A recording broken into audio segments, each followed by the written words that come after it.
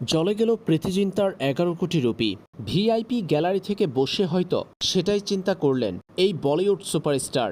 দলের অন্যতম গুরুত্বপূর্ণ আর দামি ক্রিকেটারের বাজে শট খেলে আউট হওয়া দেখে ভিআইপি গ্যালারি থেকে ক্ষুব্ধ প্রতিক্রিয়া দেখিয়েছেন প্রীতি জিন্তা। এ সময় মুখ নাড়িয়ে কিছু একটা বলতে দেখা গেছে তাকে। সন্দীপ শর্মার বলে ডাউন দ্য উইকেটে শট হাঁকাতে গিয়েছিলেন মার্কাস স্টয়নেস। সে সময় কেবল চতুর্থ ওভারের খেলা চলছিল। পাঞ্জাব কিংস স্কোর বোর্ডে জড়ো করেছে ২৬ রান। আগে দুটা উইকেট হারানোর পর যখন দলের হাল ধরে এগিয়ে নিয়ে যাওয়ার কথা ছিল সেই সময় কিনা এমন বাজে শট খেলে সন্দীপ শর্মার হাতে ক্যাচ দিয়ে ফিরেছেন মার্কাস স্টয়নেস। স্টয়নেসের এমন বাজে শট দেখে ভিআইপি গ্যালারি থেকে ক্ষুব্ধ প্রতিক্রিয়া দেখিয়েছেন প্রীতি জিন্তা।